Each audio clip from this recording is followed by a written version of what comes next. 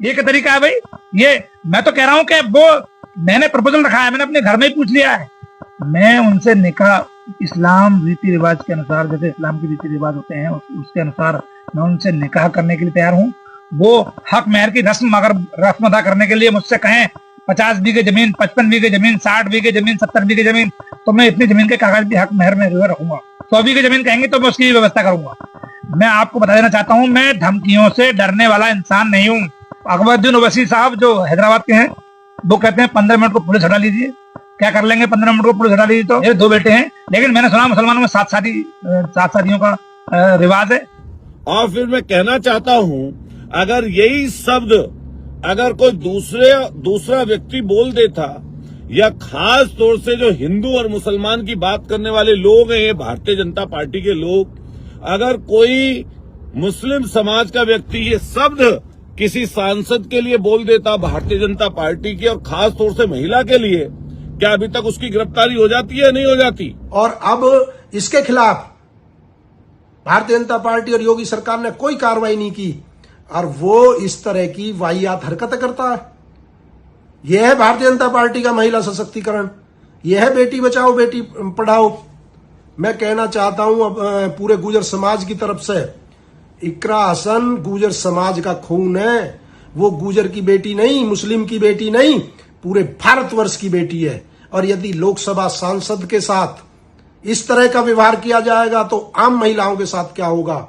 मैं एडवोकेट रविंद्र भाटी, राष्ट्रीय अध्यक्ष गुर्जर स्वाभिमान संघर्ष समिति और आजाद समाज पार्टी का राष्ट्रीय महासचिव, पूरी पार्टी की तरफ से, पूरे समाज की तरफ से बहन के साथ खड़े। बहन के मान सम्मान के साथ छेड़खानी बर्दाश्त नहीं करी जाएगी। और जितने लोग इस वीडियो का समर्थन करते हैं, कृपा करके शेयर करना।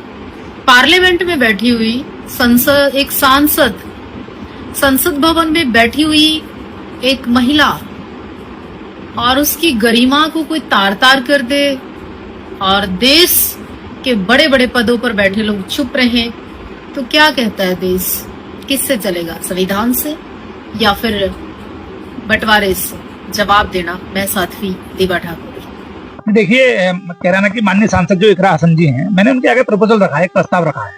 और ये देश में संविधान में अभिव्यक्ति की आजादी है, आप किसी के आगे भी प्रपोजल रख सकते हैं। राखी सावंत ने स्वामी रामदेव जी के आगे प्रपोजल रखा था, नरेंद्र मोदी जी जो हमारे भारत के यशस्वी प्रधानमंत्री हैं, उनके आगे प्रपोजल रखा था विवाह का।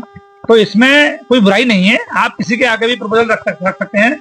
और वो अगर आपके प्रपोजल को ठुकरा दे, माने ना माने, वो उसकी मर्जी है। लेकिन मैंने उनके आगे एक प्रस्ताव रखा था, ये है। मैं ये कहना चाहता हूँ कि सनातन धर्म को एक बहुत ही सस्ता टारगेट करने के लिए, आपने सस्ती लोकप्रियता बटोरने के लिए आपको सनातन धर्म को टारगेट करते हैं।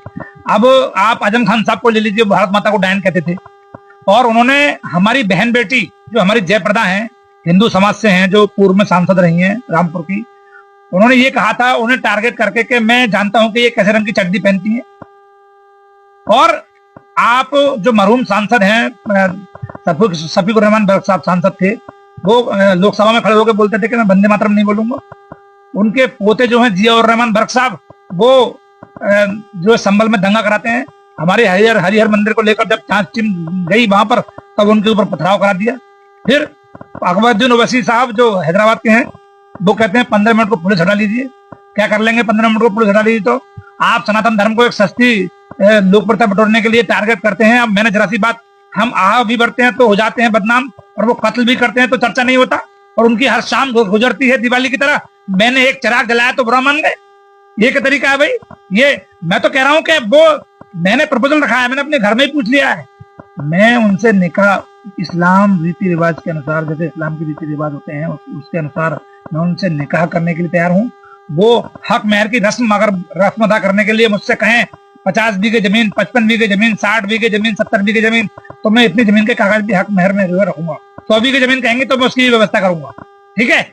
उसके अलावा अगर वो कहेंगे चांदी के हीरे के सोने के जेवरात, तो मैं वो भी हक मेहर की रस्म अदा करने के लिए रखूंगा। पहले वो मुझसे मुस्लिम रीति रिवाज के अनुसार निकाह करें, उसके बाद में मैं वैदिक संस्कृति के अनुसार, देवीय संस्कृति के अनुसार मंत्रों की आहुति यज्ञ की वेदी पर दिलवाकर, और मैं 7 फेरों को लेकर उनसे विवाह करने के लिए तैयार हूं और मैं माफी नहीं मांगूंगा अपने बयान पर। मेरे पास धमकी भरे फोन आ रहे हैं, मैं आपको बता दूं पत्रकार बंधुओं के माध्यम से। मेरे पास अभी 2 फोन आ चुके हैं, एक कागवाड़ा थाने से आया था और एक अभी नंबर है 93 से, उस नंबर से फोन आया था। मैं आपको बता देना चाहता हूं, मैं धमकियों से डरने वाला इंसान नहीं हूं। मैं महाराणा कुंभा, महाराणा सांगा, बप्पा रावल और महाराणा प्रताप की संतान हूं।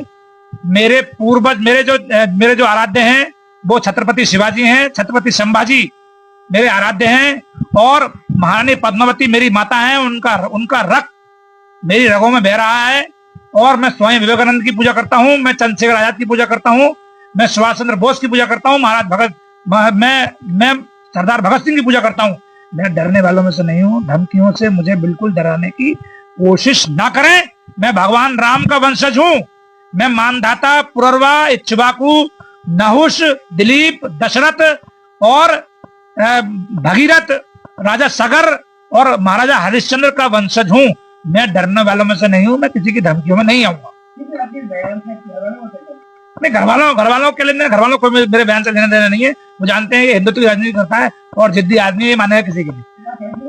मैं शादीशुदा हूँ। अब मेरे 2 बेटे हैं, लेकिन मैंने सुना मुसलमानों में 7 शादियों का रिवाज है, तो मैं 2 कर लूंगा तो कौन सा गुनाह हो जाएगा। हमारे पूर्वज थे महाराज दशरथ, उनकी 3 रानियां थी,